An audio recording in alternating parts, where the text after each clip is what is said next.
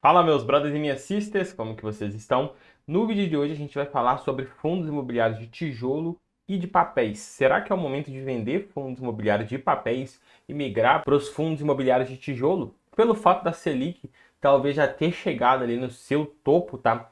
De repente não vai ter mais aumento, a gente vai falar sobre isso. E também pelo fato da inflação ela ter começado a dar sinais de fraqueza. Pode ser que ela vai começar a reduzir a inflação nos próximos meses. A gente vai falar sobre isso. Então, será que agora é um momento interessante a gente trocar fundos imobiliários de papéis por fundos imobiliários de tijolo? É o que a gente vai falar nesse vídeo. Então, fica até o final que eu vou te explicar, vou falar sobre alguns índices, sobre o que está acontecendo, qual que é a expectativa do mercado também, que isso impacta muito no preço da cota dos fundos imobiliários, beleza? Se você ainda não me conhece, meu nome é Jonas Rocha, sou criador aqui do Brother Investidor e por aqui eu trago conteúdo tanto de investimento, milhas aéreas e cartões de crédito. Se você tem interesse nesse tipo de conteúdo, considere se inscrever no nosso canal, fechou? E vamos para o conteúdo. A gente tem muita coisa bacana para a gente falar aqui, tá? Primeira taxa Selic. Isso aqui é o gráfico da Selic desde 2012 até os dias atuais de 2022. A gente pode ver que ela oscilou bastante, né? Ali na época de 2016, 2015, ela chegou na sua máxima ali, nesse período que está mostrando, de 14,25.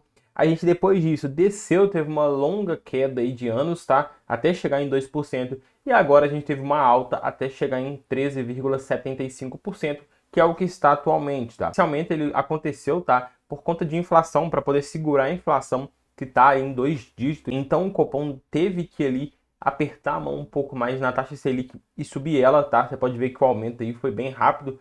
Desde o começo de 2021 até 2022, a gente está de 2% para 13,75%. Mas será que a gente está com expectativa de aumentar mais ou ficar mantido? A gente consegue ver isso através dessa opção de Copom, tá?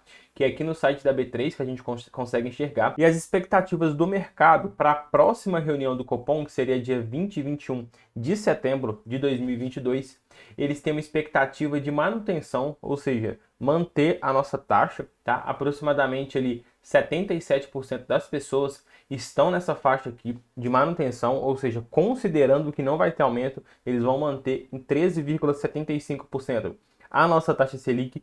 E também a gente tem uma pequena parte ali, mais ou menos uns 23%, informando, acreditando que vai ficar com um aumento de 0,25%, um pequeno aumento residual, talvez pode ser o último aumento que vai ter aí na nossa taxa Selic durante esse ano. Claro que essa expectativa pode mudar, qualquer mudança, qualquer sinal, qualquer notícia no mercado pode alterar isso um pouco, mas o mercado está acreditando fortemente nisso, na manutenção ou apenas num aumento residual, o finalzinho ali, o 0,25% para chegar nos 14% a nossa taxa Selic.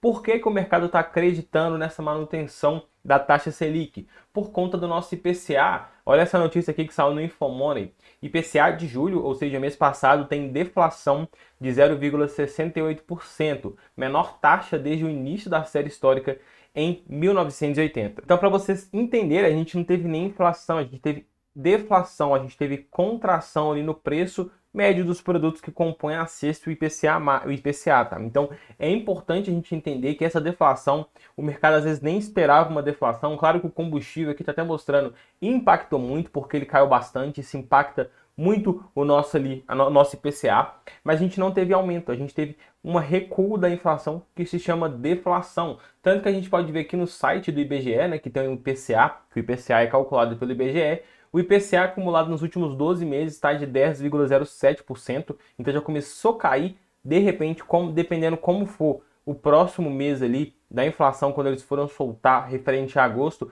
às vezes a gente já pode sair dos 2 dígitos de inflação. Então, último mês, menos 0,68% de inflação, ou seja, tivemos deflação em julho de 2022. E agora, chegando nos fundos imobiliários, como que isso impacta, tá? Vários fundos imobiliários de papéis, tá? Vou usar como exemplo aqui o IRDM, eles têm na sua carteira os CRIs, né, os CRIs, indexados à inflação. A gente consegue ver aqui, ó, na carteira do IRDM 11, que 57% da carteira dele está como IPCA mais 8,37%. Se o IPCA, que é um indexador mais representativo aqui, que representa mais de 50% da carteira do IRDM, começar a cair, como teve deflação, isso vai chegar nos dividendos também, quando eles foram pagar, não quer dizer que vai pagar zero, quer dizer que vai ter uma queda. Se ele paga aqui, por exemplo, hoje 1,30%, isso aqui vai cair para 1,10%. Só que isso aqui tem um impacto muito grande no preço da cota, tá? Tanto que a gente pode ver que nos últimos 6 meses, esses fundos imobiliários de papéis, eles vêm caindo, ó, o IRDM, menos 6,32%. Se você for colocar o DEVA 11 também,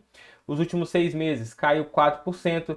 Se a gente for colocar o HCTR 11 também, que é outro de papel, nos últimos 6 meses, menos 11%. Então já está tendo esse movimento de queda nas cotas dos fundos imobiliários de papéis, com a expectativa de uma redução na nossa rentabilidade. Mas será que é importante, é o momento da gente vender fundo de papel, sair fora e ir para fundo de tijolo? Não é bem assim, tá? Calma, eu vou explicar para vocês por que não.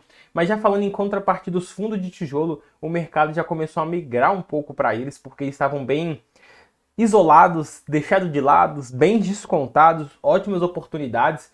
Então vamos falar aqui do KNRI, um dos maiores fundos imobiliários de tijolo que tem no mercado, não é um tipo de recomendação, mas também é um dos mais conhecidos. Você pode ver que a cota nos últimos 6 meses, ela subiu 11,75%. E no último mês, e quando foi divulgada aproximadamente essa notícia aqui da deflação em 9 de agosto, a gente consegue ver que a cotação, ó, no último mês subiu 11%, e grande parte desse aumento se deu após a notícia, ó. Aqui, ó, 5 de agosto, 138, 139. Teve a notícia da deflação, já foi para o que? 148.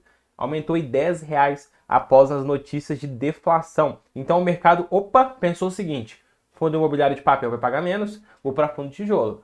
E beleza, é um movimento correto e eu também concordo com isso. E eu tô querendo fazer, já fiz isso um pouco na realidade. Minha carteira já tá bem mais controlada, tá? Porque tem várias pessoas que vão ter 90, 100, 70% em fundos de CRI porque pagam bem. Beleza, só que tem muito mais risco, tá? Não vai ter essa valorização aqui, igual vai ter nos fundos de tijolo. E outra coisa, eles não vão deixar de pagar também. Outra coisa, esse rendimento alto dos fundos de papéis, vai chegar um momento que eles vão reduzir. Que quando é a nossa inflação começar a baixar, que é o que está ocorrendo, não quer dizer que vai baixar tanto, ou todos os fundos imobiliários vão parar de pagar, porque nem sempre a carteira deles vão ser sempre IPCA. Você pode ver que tem CDI, tem GPM, ele investe em outros fundos imobiliários, mas isso vai chegar de uma forma ou de outra no rendimento, que vai impactar o dividend yield, o que impacta também o valuation, por isso que é normal esses fundos de papéis cair. Então sim, pode ser um momento interessante de você fazer um rebalanceamento de carteira, tá? Vamos ver mais um fundo imobiliário aqui, ó, VISC 11, a gente pode ver que no último mês subiu 8%, vamos ver mais um, XPLG 11, vamos ver como que ele se comportou no último mês, 9%, então a gente pode ver que todos os fundos de tijolo teve aumento no último mês e os fundos de papéis, eles estão tendo baixa, um ou outro que está subindo ou mantendo, tá? É um movimento natural e minha opinião que você tem que rebalancear sua carteira sim, tá? Não precisa às vezes vender, você pode fazer aportes rebalanceando. Vou mostrar minha carteira como que tá. Essa aqui é a divisão da minha carteira atual, tá? Atualizada. Então você pode ver que eu tô com 34% em CRI, que eu ainda tô achando alto, eu quero tirar esses 4%. Eu tô com 20%, 27% em logística, 14% no varejo, supermercados, e escritório 9% e shopping 16%.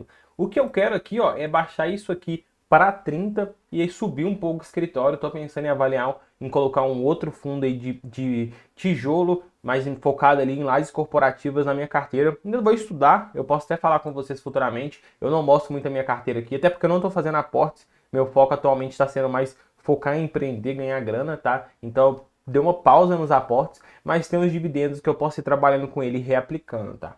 Então essa aqui é minha carteira, tá? Minha carteira, eu quero manter ela 70-30, ou seja, 70% tijolo, 30% papéis. Não quero mais do que isso, eu não quero um risco maior. Assim, minha carteira está com um dividend yield muito bacana, tá dando para ter ótimos rendimentos e com um risco bem controlado. Então sim, eu acredito que pode ser um momento interessante de você ver que o mercado já está precificando alguma coisa e começar a rebalancear sua carteira. Jonas, quando que pode ser uma carteira legal? 50% CRI, 50% tijolo, 40% CRI, 60% tijolo. Acho que já é uma boa diversificação assim. Tá com um risco maior, mas você tem um dividendo maior também.